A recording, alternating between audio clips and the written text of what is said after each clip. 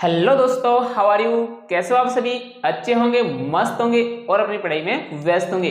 प्रिय विद्यार्थियों, आज हम इस वीडियो के अंदर डिस्कस करने वाले रासायनिक अभिक्रिया एवं समीकरण के अंदर उष्माशोषी अभिक्रिया किसे कहते हैं और उष्माक्षेपी अभिक्रिया किसे कहते हैं, दोनों अभिक्रियाओं के बारे में बात करने वाले। सबसे पहले हम बात करेंगे उष्माक्षेपी अभिक्रिया, जिसके अंदर कोई भी रासायनिक अभिक्रिया होगी तो उत्पाद के साथ क्या मुक्त होगी? उष्मा मुक्त होगी। और दूसरी हम पढ़ने वाले उष्माशोषी अभिक्रिया, जिसको अभिक्रिया को होने के लिए उष्मा की आवश्यकता होगी। आइए दोनों की बात करते हैं।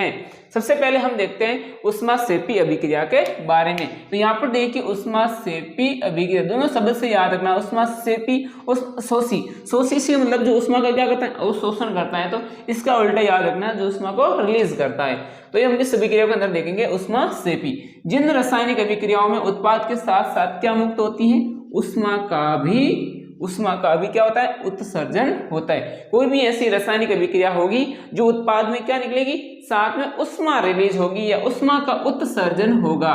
ऐसी रासायनिक अभिक्रियाओं को कौन सी रासायनिक अभिक्रिया बोलते हैं? उष्माक्षेपी अभिक्रिया कहते हैं। कोई भी ऐसी रासायनिक अभिक्रिया जिसमें एक तरफ क्या होते हैं? अभिकारक, दूसरी तरफ क्या होता है? उत्पाद। तो उत्पाद में क्या निकलती है? उष्मा निकलती है। तो ये हमारी रासायनिक अभिक्रिया जिसके साथ क्या निकल रही है? एक उत्पाद के रूप में उष्मा निकल रही है। तो हम एक प्राकृतिक गैस है उसका दहन कर रहे हैं, जैसे कि मिथेन गैस है CH4 है। इस गैस का जब हम दहन करेंगे, इस गैस को जब हम जलाएंगे किसकी उपस्थिति में जलेगी? ऑक्सीजन की उपस्थिति में जलेगी। तो ऑक्सीजन की उपस्थिति में जलेगी तो उत्पाद के रूप में क्या बना? एक तो CO2 गैस बन गई, कार्बन डाइऑक्साइड गैस बन गई, और साथ में जल वाष्प के रूप में जल निकल गया, और साथ में क्या निकली?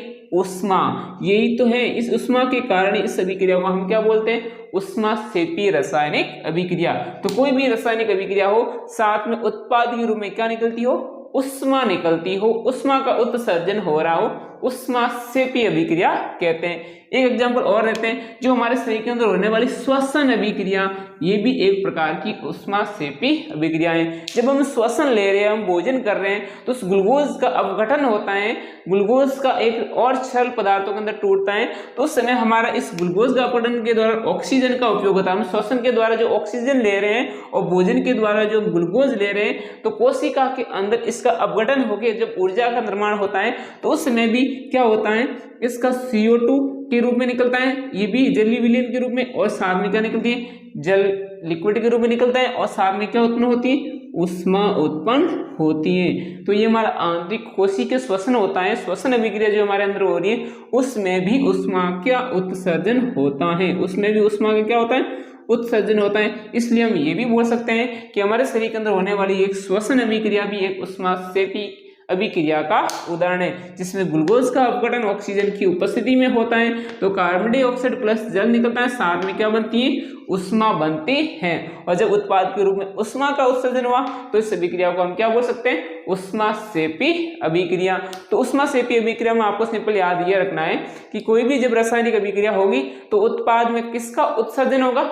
उष्मा का उत्सर्जन होगा। तो ऐसी कोई भी रासायनिक अभिक्रिया हो सकती है, जो मैंने यहाँ पर दो एग्जाम्पल लिए। आगे हम फिर बात करते हैं उष्माशोषी अभिक्रिया। तो यहाँ पर हम पढ़ने वाले उष्माशोषी अभिक्रिया। तो उष्माशोषी में जो ये शोषी शब्द से याद रख लो, मतलब उष्मा का अवशोषण हो रहा है, अवशोषण मतलब उसको उष्मा चाहिए। तो कुछ ऐसी रासायनिक अभिक्रिया होगी जिसको होने के लिए क्या चाहिए? उष्मा की आवश्यकता होगी। उष्मा के बिना वो रासायनिक अभिक्रिया नहीं होगी। तो ऐसी अभिक्रियाओं को क्या बोलेंगे? उष्माशोषी अभिक्रिया।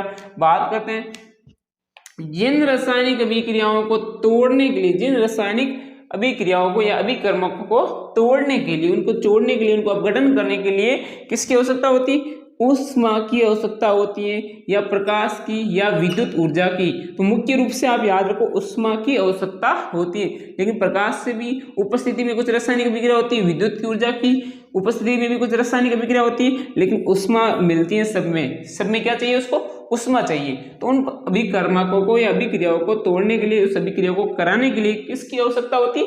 उष्मा की आवश्यकता होती, इसलिए उसको उष्माशोषी अभिक्रिया कहते हैं। तो कोई भी ऐसी रासायनिक अभिक्रिया जिसको होने के लिए उष्मा देनी पड़ेगी, हमें उष्मा उसको देनी पड़ेगी, तभी वह अभिक्रिया क्या कहलाएगी? उष्माशोषी रासायनिक अभिक्रिया कहलाएगी।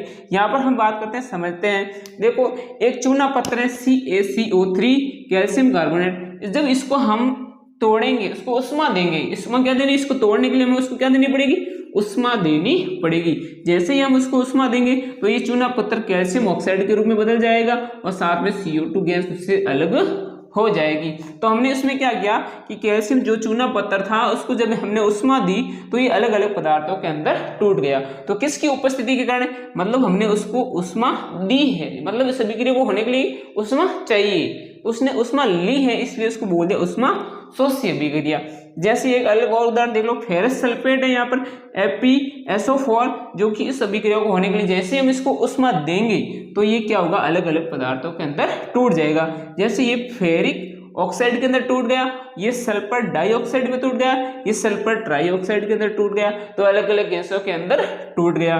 तो जैसे ही हमने इसको उष्मा दी तो ये फेरस सल्फेट फेरिक ऑक्साइड में टूट गया, साथ में सल्फर डाइऑक्साइड में टूट गया और सल्फर ट्राइऑक्साइड के अंदर टूट गया। मतलब इन अभिक्रियाओं को अगर संपूर्ण कराना है तो हमें उसको क्या देनी पड़ेगी, उष्मा देनी पड़ेगी। जबकि इन अभिक्रियाओं के अंदर क्या है, हम जब अभिक्रिया करेंगे तो हमें उष्मा मिलेगी, उष्मा का क्या होगा, उत्सर्जन होगा। तो ऐसी रासायनिक अभिक्रियाएं जिसको होने के बाद उत्पाद के रूप में क्या निकलती है, उष्मा का उत्सर्जन होता है। उष्मा का क्या होता है, उत्सर्जन होता है। ऐसी अभिक्रिया को बोलते हैं उष्माक्षेपी। और उष्मा शोषी मतलब उष्मा का अवशोषण करती है, मतलब उसको उष्मा अभिक्रिया को करने के लिए उष्मा चाहिए, उसको लेनी पड़ेगी तभी वो अभिक्रिया होगी। तो जैसे ही हमने चूना पत्थर को उष्मा दी तो ये कैल्शियम ऑक्साइड CO2 के रूप में अलग हो गया, वैसे ही इसको भी उष्मा दी तो ये ferric oxide, sulphur dioxide, sulphur trioxide के रूप में टूट गया।